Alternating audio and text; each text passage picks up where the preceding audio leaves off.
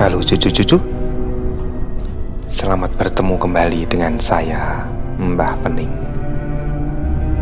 Episode kali ini, Mbah Pening akan menceritakan sebuah kejadian nyata dari seorang teman. Sebut saja namanya Mukidi. Waktu itu, Mukidi masih berusia belasan tahun, masih mengenyam pendidikan SMP. Tetapi pengalaman ini membekas di pikiran Mukidi sampai saat ini. Kejadiannya itu pertama kali bagi Mukidi berjumpa dengan pengalaman mistis. Mukidi tinggal di sebuah perumahan di kota Semarang. Ukuran rumahnya cukup.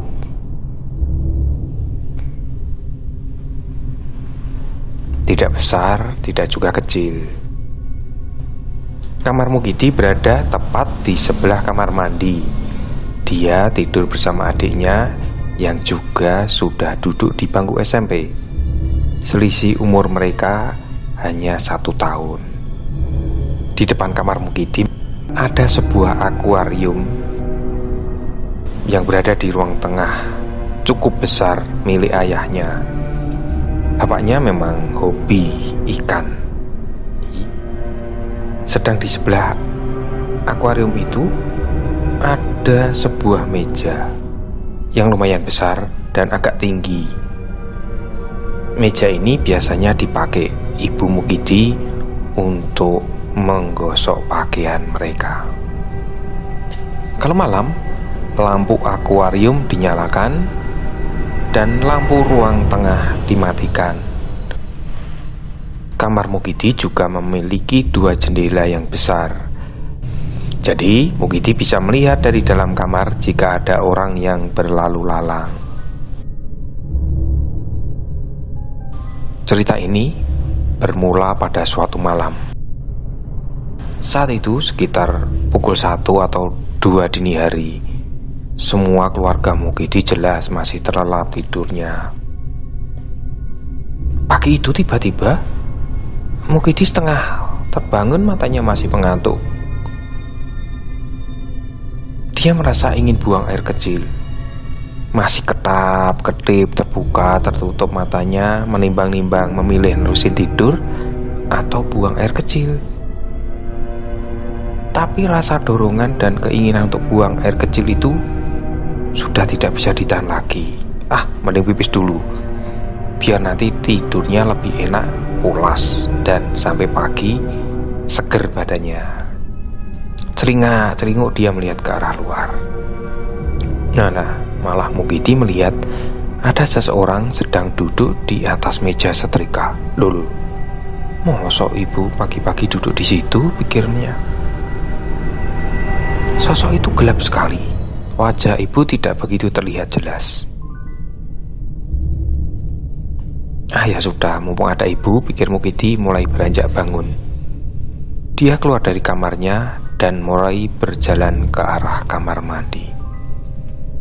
Mukidi sempat melirik sosok itu. Sosok itu masih duduk di meja setrika sambil menggoyang-goyangkan kakinya. Mukidi langsung menyapa, "Bu," sambil berjalan ke kamar mandi. Sosok itu diam saja sambil menggoyangkan kaki dan sekali menggoyangkan badan ke depan ke belakang, seakan lagi bermain ayunan. Setelah melewati sosok itu, Mukidi berjalan ke kamar mandi lalu memulai hajatnya untuk buang air kecil. Masih sedikit mengantuk, melihat dari dalam kamar mandi, terlihatlah sosok itu masih seperti yang tadi, bergoyang-goyang, mengangguk-angguk. Kenapa ibu ya? Pikirnya sambil masih setengah sadar antara ngantuk, terbangun, dan ada pikiran mengenai ibunya. Tidak lama, Mukidi sudah menyelesaikan hajatnya. Ia pun mulai berjalan ke arah kamarnya untuk meneruskan tidur. Sesaat setelah Mukidi melewati sosok itu, tiba-tiba turun dari meja, kriet.